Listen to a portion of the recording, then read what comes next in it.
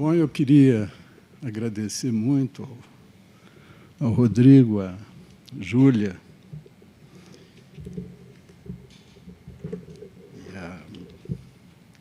desculpe, o terceiro nome, Morgana. Queira me desculpar, eu sabia até a Fata Morgana, isso mesmo. Estou me lembrando, né, de um personagem e um filme extraordinário de um cineasta que também, vocês me desculpem, a idade já está avançada, então tem uns lampejos assim de esquecimento que são muito bons, aliás. Eu curto bastante, eu esqueci o nome do cineasta, chama-se Fata Morgana, é uma beleza, tem uma cena de uma cachoeira que eu me lembro até hoje. Herzog, é isso, formidável. Aí, Rodrigo. Mas, enfim, Morgana, minha homenagem, meu agradecimento. E agradecer, sobretudo, a janela que vocês me propiciaram hoje aqui em Belo Horizonte. O hotel está num 11º andar do bairro de Lourdes, bairro em que eu vivi na virada dos 40 para os 50. Então, é uma coisa extraordinária essa paisagem mineira, porque agora eu vi ela de cima e ela tem um pouco essa coisa da diferença de planos, não é, que eu sempre gostei muito, de cidades altas com edifícios altos. Porque você parece que é um pouco Ouro Preto. Ouro Preto tem um pouco essa sensação, ali pela topografia, não é? Você entra naqueles adros, anda por aqueles adros e tudo mais, e parece que você está voando, está levitando. Eu vivo numa paisagem agora inteiramente diferente, que é a Brasília, e Brasília ela é como se fosse o teto do mundo. Ela tem uma horizontalidade e, ao mesmo tempo, uma altura, parece que ela está numa altura descomunal, porque a proximidade do céu é muito grande, é muito forte, o céu está dentro dela e acaba dentro da gente. E, num sentido de proporção, o Lúcio, para mim, é um arquiteto cósmico, realmente. Ele acertou ali de uma maneira extraordinária. Não só na relação humana, estávamos conversando há pouco, que Brasília era para ele aquela situação de que a criança devia estar à altura da voz, né, da mãe, como também a proporção dos edifícios em relação à linha do horizonte, que é uma topografia ondulada, e o próprio céu. Avião, quando voa em cima de Brasília, é uma maravilha. Muito bem. Olha, eu trouxe aqui alguns poemas para ir conversando com vocês a respeito, já que o meu tema é o ofício. Eu fiquei muito contente com a fala de vocês dois, porque realmente foram brilhantes e eu estou muito contente de poder contracenar, na medida das minhas forças e dos meus limites, com vocês. E porque, de certa maneira, passa pela intervenção de vocês também um pouco o sentido em que eu vejo agora o meu trabalho, nesse momento. Tem o sentido da preguiça, porque, ao mesmo tempo que eu acho que é um ofício, porque a gente vai aprendendo, é aquele ofício, ao mesmo tempo, no meu caso, eu tenho uma dificuldade enorme de escrever, e não gosto de escrever. Quando me pedem qualquer coisa para escrever, aquilo me dá uma sensação de desconforto imenso, de impotência. E isso me exaspera, me infelicita. Não é uma sensação boa. Eu acho que isso é um pouco o conteúdo que está na exposição do Peter. E me culpo. Não é? E hoje até que eu tive um certo habeas corpus. A coisa se explica por um outro viés. Né? Eu vou começar a me considerar um pouco melhor quando me olhar no espelho. Né? Bom, prosódia. Prosódia é um termo mágico. É uma coisa excepcional. O dia que eu li as definições do Wise sobre prosódia, eu entendi uma porção de coisa. Vale a pena dar uma lida. Ele diz mais ou menos o seguinte: prosódia parte da gramática tradicional que se dedica às características da emissão dos sons da fala, como o acento e a entoação. Em seguida, tem alguns sentidos subjacentes e tem um terceiro que ele diz: conjunto de características que acompanham os sons, mas não é um elemento segmental, como a acentuação tônica, a duração, os tons. O que significa o seguinte, que a prosódia ela não está sujeita à métrica. E aí a grande invenção da poesia, a meu ver, que essa não conseguem acabar, me desculpem quem pensa em contrário, com o verso, porque o verso é indestrutível, e o verso é o palco da prosódia.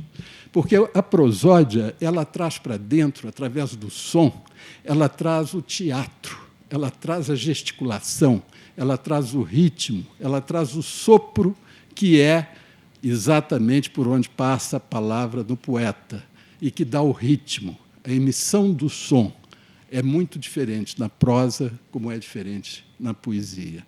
Então, eu vou ler alguns poeminhas de épocas e unidades diferentes. De vez em quando eu vou interromper para conversar um pouco a respeito, não é? E vocês me ajudariam se me interrompessem, se perguntassem coisas, porque é muito chato ficar falando. Eu não sei, inclusive, começo a falar demais, é uma chateação. Tem uma piada do português que inventou uma rede para salvar a gente. E essa rede aí virou-se, o Joaquim virou-se para o Manuel e falou: olha, eu realmente inventei essa rede e tal, eu vou suprimir aqui o sotaque, porque realmente não é o meu forte português de Portugal. Mas eu inventei essa rede, Manuel, e tal, ela é extraordinária. Então, conta para mim como é que é. É o seguinte, você está no 5º andar, pula, cai na rede, a rede projeta ele para o 7º.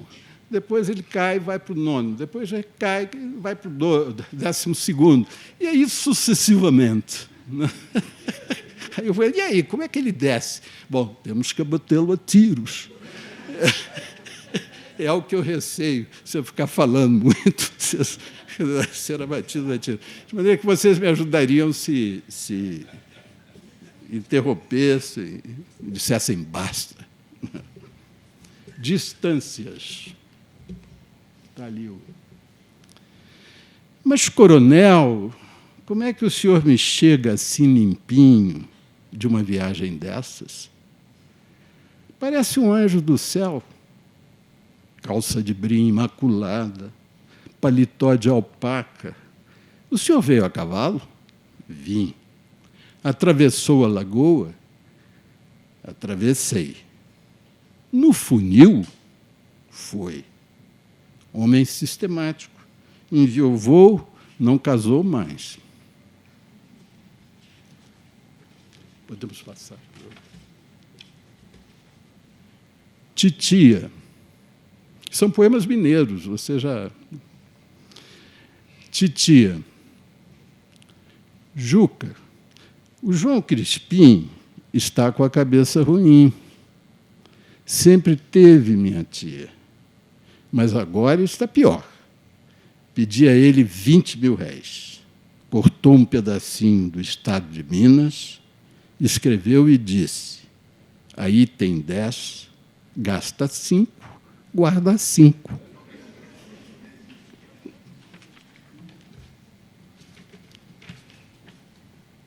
Um telefone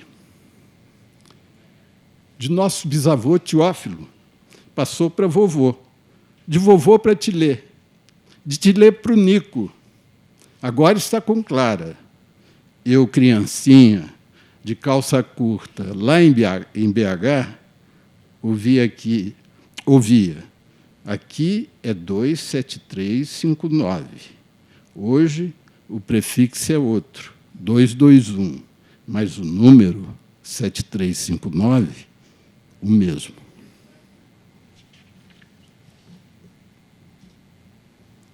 Velho, estou suando. Que diabo será isso? Pernas bambas demais. Que fraqueza.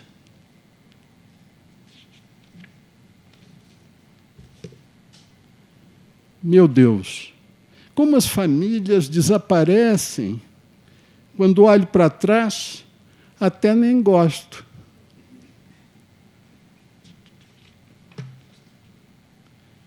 Em Minas. O senhor é de Brasília. Então me diga. E essa tal de política, como é que anda por lá? A mesma pergunta, com pequenas variações na sintaxe e na prosódia, na boca do balconista madurão e simpático, do que talvez seja a última chapelaria de BH. A cabana, em frente ao mercado municipal. E nada velhota feiosa, baixotinha, dentes sujos de batom, encantadora, que cortou meu cabelo no salão miserabilizado, haute coiffure, unissex, Itália, da Afonso Pena. À noite, o primo distante mais velho, depois de ouvir a palestra, numa curiosidade entre disfarçada e assustada, não me diga que você vai votar nele. Confesso que vou, pois seu pai não haveria de gostar nada.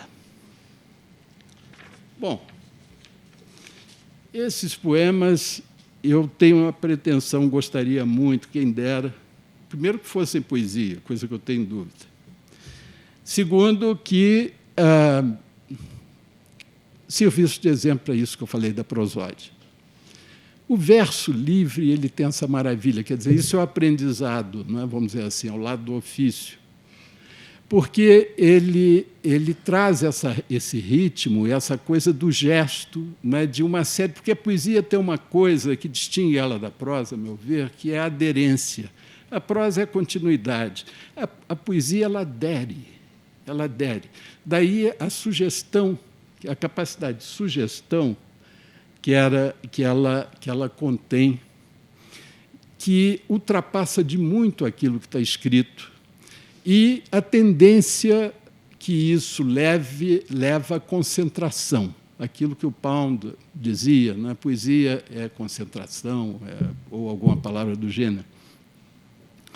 E é uma tendência até que depois você vai percebendo que é um dos caminhos das artes através dos tempos. O minimalismo não começou agora, começa lá atrás, não é? A arte africana é minimalista, talvez não seja, e certamente não era para a intenção e a mente dos africanos, mas a questão da simetria e da redução, a radiância que tem o traço reduzido, a proporção, por exemplo, do Niemeyer, não é isso que falávamos também há pouco antes, não é? A exata medida da linha horizontal, não é? A medida de Brasília no teto, não é? Dá a coisa do traço, da plástica, que é uma redução. Mies van der Rohe, você vê aquele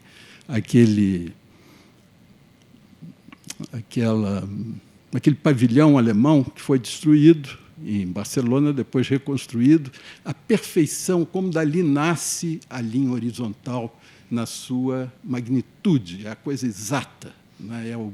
É o segmento áureo. Você só vai encontrar aquilo na Renascença. Não é? É uma maravilha, realmente, a capacidade de contenção e de redução que tem essas formas minimalizadas, vamos dizer assim. Então, eu acho, voltando para essa noção, essa definição da prosódia, não é? Eu me lembro, não tem nada a ver, mas, ao mesmo tempo, tem tudo a ver, um trecho de uma biografia, de um depoimento notável que o chanceler Silveira, que foi um homem muito inteligente, foi o chanceler do Geisel, no período horroroso que a gente passou, mas era um homem brilhante e fez um depoimento na Fundação Getúlio Vargas, em que ele diz, lá pelas tantas, eu conheço as pessoas pelo aperto de mão. Quer dizer, o cumprimento mais formal, mais neutro, menos comprometido, revela uma carga que, para a pessoa antenada, com antenas realmente vibráteis, ela percebe naquele ato o sentido de uma negociação. Ele falava isso dentro da profissão dele. Então, passando um pouco, prosseguindo com essa leitura, e já que vocês não me interrompem, que remédio que eu posso ter? Não sei de subir para o 11º, 15º, 18º, até que alguém de bom senso me fulmine.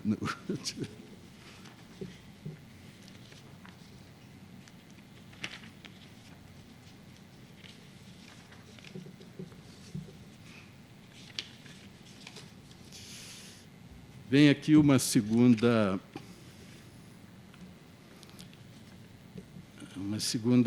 poucos poemas que têm um tom um pouco diferente, não são poemas mineiros. Neste açougue, quero ser carne de segunda.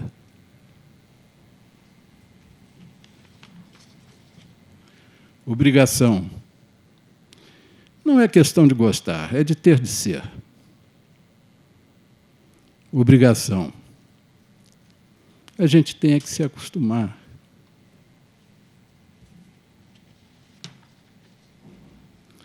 Mãe morta.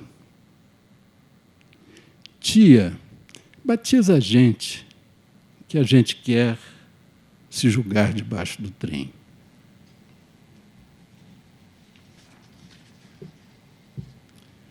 Piora. Adotou um gatinho que ia visitar toda semana no asilo de gatinhos velhinhos. Quis procurar o dono do cavalo cabisbaixo, fincado nas 4 patas, que via todo dia na beira do trilho, quando passava no trem. Uma vez, quase desceu de sua sala para falar com o mendigo da praça, dono de um cachorro mais estropiado do que o admissível, cujo sofrimento era o dele, cachorro, e o dela. Esses poemas, eles me chegaram assim, porque eu fui prestando cada vez mais atenção na conversa, eu não tinha muito tempo. Aquele ofício aí que o Peter falou, que é um ofício que ocupa o tempo todo, e você também, no papelzinho, aquela coisa, a gente metido naquela burocracia infinita, aquela falta de sentido e aquela depressão que esses ambientes, às vezes os mais diferentes, tanto de uma fábrica quanto de um ministério, pode ter. Não? Então, eu ficava ouvindo assim coisas, né? Telefones, era muito interessante, porque aquilo, ao mesmo tempo, é um palco iluminado. Né? Você entra numa antessala, você tem uma secretária que está atendendo um telefone, e, como ela tem uma audiência das pessoas que estão esperando, ela vai se sentindo, de repente, um personagem. Então, tem uns diálogos maravilhosos, diálogos assim de um só, monólogos, né? De um lado da linha, em que você vê as entonações, e as gargalhadas, e as risadinhas, e os olhares assim para ver se está fazendo sucesso ou menos. Isso tudo é uma maravilha, e realmente eu comecei a gostar daquele meu ambiente de trabalho. Então, entra no elevador, o sujeito tem uma frase que vai na medida certa, porque dura um andar, ele vai sair em seguida. Se ele não diz aquela frase àquela hora, ele perdeu para sempre. Então, ele diz aquela frase e, às vezes, causa uma perplexidade no elevador, e as pessoas continuam a frase, porque ele saiu, mas deixou aquela coisa no ar. Isso tudo é uma maravilha. Quer dizer, você começa... O mundo... Dizem que o Dalton Trevisan teve uma crise lá pelas tantas de criação, que ele tinha, não sei se tem, porque ninguém sabe, ele é muito misterioso, não, mas vem de vez em quando uns sopros dele, e são sempre muito engraçados. Ele diz assim, estava lá desesperado, até que um dia, ele, para um amigo, fala, não, você precisa escrever. Então ele falou, é verdade, eu estou muito abatido, tal. Eu vou ali na janela, abriu a janela e falou, mova-se, mundo. E aí voltou e sentou e começou imediatamente a escrever. Né? Então, é um pouco isso. De repente, o mundo adquire o seu verdadeiro movimento. por trás daquele movimento, todo mundo, né, vem um requebrado, uma coisinha fora de foco, uma sugestão qualquer de coisas que não ficam... Enfim. E, agora, eu acho, modestamente, que eu acredito muito que a poesia é muito útil, que as artes são muito úteis e que ensinam, sim, esse negócio de poesia não é inútil, essas coisas assim, todos eu respeito muito, e tem, de fato. Tem um poeta que eu adoro e detesto, na mesma proporção, que é o Valéry, e que tem essa mágica. Ele realmente, quando ele diz que poesia é dança e prosa é caminhar, não é? Caminhar em linha reta, essas coisas têm muito sentido, tem de uma inteligência fora do comum. E os poemas dele, coisas... Valvin é uma obra-prima, aliás, com uma tradução de um mineiro admirável. Agora me escapa o diabo do nome desse rapaz que traduziu esse Valvin, que é a cidadezinha de Mallarmé, é um passeio do Mallarmé na Iole, que é um barquinho de remo que ele tinha, ou de vela, e que ele singrava o Sena. Eu recomendo essa tradução e esse poema, que é deslumbrante. Deslumbrante é dentro de um dos defensores da poesia pura e tudo mais. Mas eu não rezo por essa cartilha, eu acho que não, que faz sim, que faz sentido que você eduque e deseduca as pessoas na medida certa e fora da convenção, porque é uma educação que tem na sua base no seu fundamento o sentimento, que é, para mim, uma das coisas, e é um pouco esse aspecto da subjetividade, não é? Que é alijado e que, no entanto, é o sentimento que produz um tipo de inteligência que é superior, é a inteligência do sentimento e da emoção. E essa é que realmente penetra fundo e gera o homem e coloca ele em xeque, muitas vezes, em posição de desconforto enorme. Não é que só a arte... Quando você lê Dostoiévski, você lê os grandes, Dante, aquilo muda.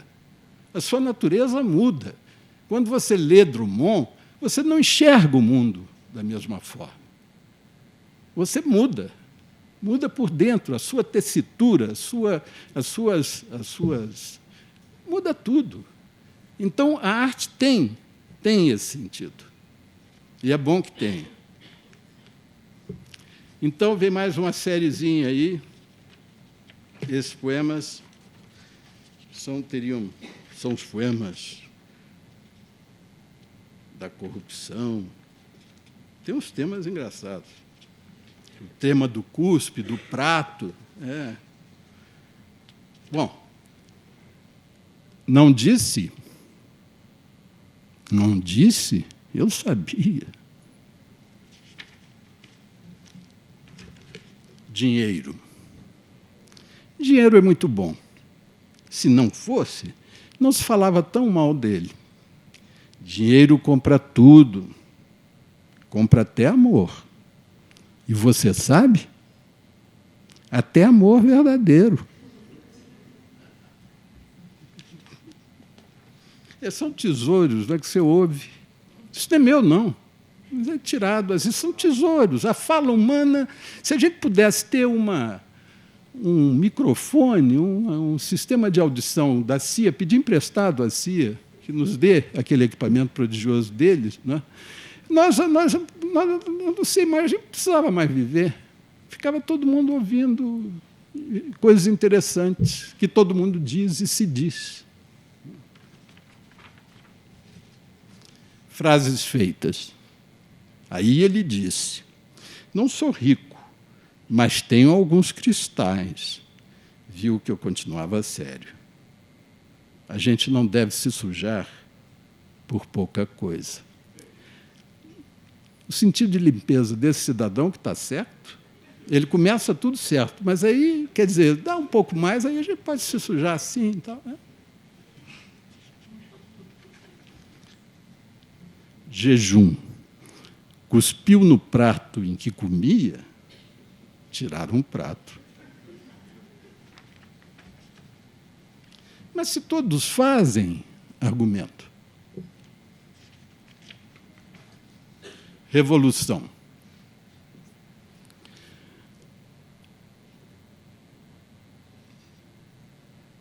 antes da Revolução, eu era professor.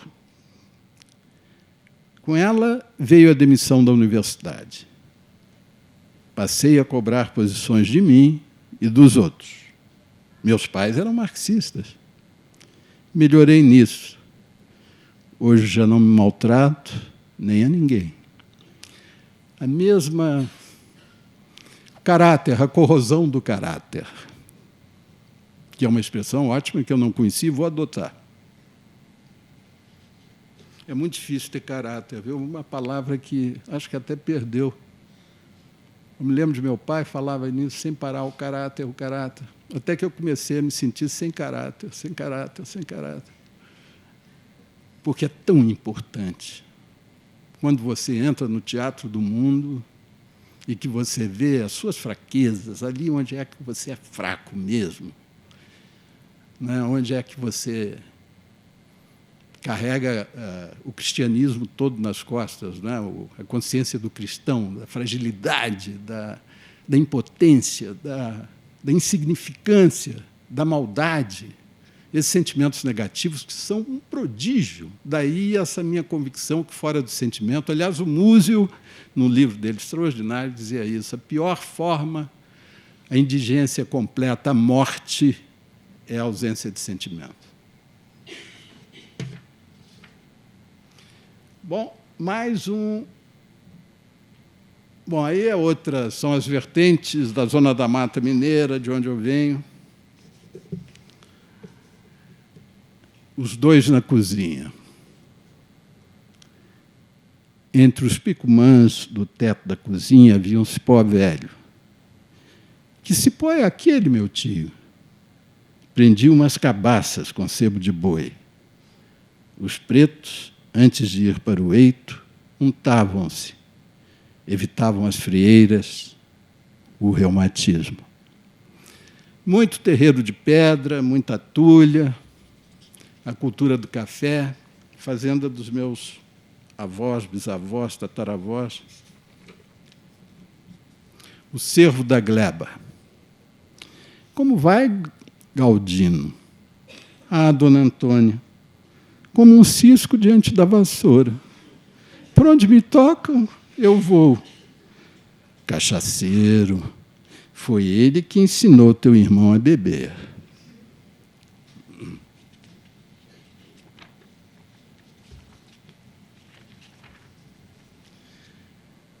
Bom, tem outros tons, a poesia, os poemas, e um deles agora são dois poemas curtos também. Aí já é um outro tipo de conversa, porque eu briguei muito com a metáfora, eu achava a metáfora, durante muito tempo, muito desinteressante, porque saía da vida, eu gostava, a minha linhagem era do Drummond, tinha uma razão. A minha leitura das primeiras, mais consequente poesia, foi Jorge de Lima. E, na parte mais difícil, eu era muito jovem, muito menino, mas eu consegui me interessar justamente pela poesia mais simbólica, mais cheia de metáforas do Jorge, que é extraordinária. E até que eu li Drummond. Drummond deu uma rasteira tremenda no Jorge e me levou para uma poesia da experiência, uma vontade de entrar na cartilha do homem, né, do tempo. Então, mas aí vem a vingança. Com o tempo, voltou a coisa da metáfora e veio um desejo de abstração, que tem um pouco a ver com as coisas valerianas, com essa poesia de uma subjetividade que continua a existir, mas uma subjetividade lateral, uma coisa que não está tão dentro de um entrecho, um desejo, no fundo, de que a poesia inventasse a sua própria linguagem e que, na realidade, ela fosse essa linguagem. Eu estou falando de uma utopia, uma fantasia, não é? Fosse uma linguagem adâmica, uma linguagem inaugural, que se extinguisse em cada poema. Cada poema comete, se extingue e é irrepetível. Não é? Isso é impossível. Mas, enfim, é essa ambição de uma poesia que fala uma coisa além da história, além até do humano, além de tudo. Então, é a cena íntima e, ao mesmo tempo, é uma coisa que capta o que está fora daquele núcleo vamos dizer assim, da letra, da palavra, e que abrange realidades que estão em volta. Age como uma espécie de placa imantada, que capta tudo e que o próprio poeta não tem consciência. Cena íntima. O cheiro adocicado de laguna submersa reflui no vítreo orgasmo que surge do azulejo. Poço onde se afogaram revoltantes desejos.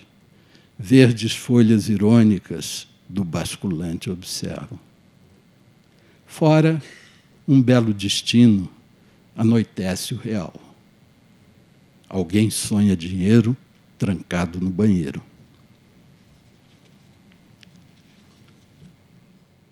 Ordenha. Os dedos flácidos acompanham trôpegos o embate da testa. Ordenho esta ideia e mais aquela outra. Espremem bem a teta. Longe o telefone acorda um latido, o bastante afinal para que a córnea escorra sobre a fronha. Bom, é isso. Obrigado.